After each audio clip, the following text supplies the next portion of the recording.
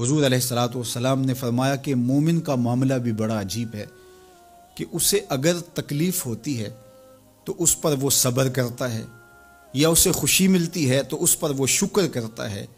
تو دونوں صورتوں میں اللہ اس کو اجر عطا کرتا ہے۔ اور یہ صرف شان مومن کی ہی ہے کہ وہ مصیبت پر صبر کرے، بلکہ فرمایا کہ مومن کے پاؤں میں کانٹا بھی چبھتا ہے تو اس کا بھی اس کو اجر دیا جاتا ہے، اس کے درجے بلند ہوتے ہیں، اس کے گناہ معاف کر دیے جاتے ہیں، اس کی خطاؤں سے درگزر کر لیا جاتا ہے۔ لیکن یہ مشروط ہے اس تکلیف کو صبر کے ساتھ برداشت کرنے سے۔ اگر وہ واویلا کرتا ہے، ناشکری کے کلمات کہتا ہے،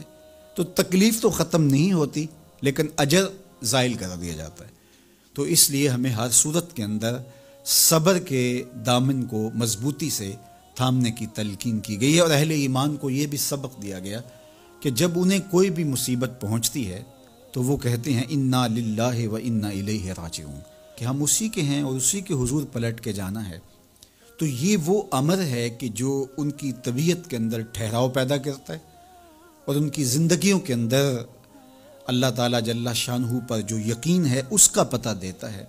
اگر مصیبت کو اللہ کی طرف سے سمجھ کے مان کے صبر کیا جائے، اس کو مقدور سمجھا جائے، اس پر واویلا نہ کیا جائے، اللہ کی نافرمانی کا کوئی کلمہ نہ بولا جائے، اپنے عقیدے میں تزلزل نہ آنے دیا جائے، اپنے رویوں کی خوبصورتی کو زائل نہ ہونے دیا جائے، تو اس کا مطلب ہے کہ وہ شخص مومن ہے، اس کا یقین ہے کہ یہ اللہ کی طرف سے ہے۔ تو پھر اس کے یقین کے صلے کے اندر اللہ اس کو پھر ہدایت قلب کا چراغاں نصیب کرتا ہے۔ اور فرمایا واللہ بکل شیء علیم، اور اللہ ہر شے کو جاننے والا ہے، اسے پتہ ہے کہ کسی پر مصیبت نازل کیوں کرنی ہے، اور اس مصیبت سے اس کا امتحان لینا مقصود ہے، اس کے درجوں کو بلند کرنا مقصود ہے، اس کے گناہوں کو معاف کرنا مقصود ہے، اس کو کسی آزمائش میں ڈال کر کے اس کو مزید کندن بنانا مقصود ہے،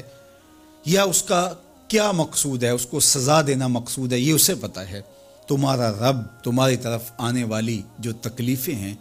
ان کے اندر ہزارہا پنہا حکمتوں سے واقف ہے۔ یہاں یہ بات بھی سمجھنے کے قابل ہے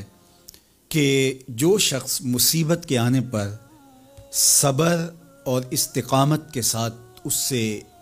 نپٹتا ہے اور اللہ پر جو اس کا یقین ہے اس میں تزلزل پیدا نہیں ہونے دیتا، کل من عند اللہ، اے محبوب فرما دیجئے جو کچھ ہے وہ تمہارے رب کی طرف سے، یہ اس کا خیال اور فکر ہے کہ یہ میرے اللہ کی طرف سے، تو پھر اس مصیبت کو ٹالنے والا بھی وہی ہے۔ تو اگر یہ اس کا عقیدہ پختہ تھا تو پھر وہ مالک کی دہلیز چھوڑ کے، مالک کی چوکھٹ چھوڑ کے کسی اور دہلیز پہ نہیں جائے گا، کسی اور چوکھٹ پہ نہیں جائے گا، وہ اس مصیبت کو دور کرنے والا مؤثر حقیقی اللہ کو ہی جانتا ہوگا، اور اسی کے حضور دعائیں کرے گا، التجائیں کرے گا، کسی شرک کا ارتکاب نہیں کر سکتا ہے، اور وہ مالک کی دہلیز سے کبھی روح گردانی نہیں کر سکتا، بلکہ اس تکلیف کے آنے سے وہ اپنے رب کے ساتھ اور زیادہ جڑ جائے گا۔ اور اگر وہ صبر کرے تو یہ اس کا ایک مرتبہ ہے کہ وہ حوصلے کے ساتھ اس تکلیف کو برداشت کرے، اور دوسرا مرتبہ جو اس سے بڑھ کر ہے کہ اس پہ اللہ کی رضا کے سانچے میں اپنے آپ کو ڈھال لے کہ جے سونا میرے دکھ وچ راضی، میں سکھ نو چلے ڈاواں۔ اگر وہ اس بات پہ راضی ہے تو کوئی بات نہیں ہے، میں اس پہ راضی ہوں کہ میرے رب کی یہ رضا ہے۔ تو یہ دونوں چیزوں کا مل جانا، یا دونوں میں سے کسی ایک کا مل جانا، یہ اللہ کی طرف سے اس کو دیا گیا انعام ہے جو اس مشکل حالات میں اس کو حاصل ہوتا ہے۔ اب وہ کس کیفیت میں ہے اللہ تعالیٰ اس کو خوب جانتا ہے، کہ وہ اس پہ صبر کر رہا ہے یا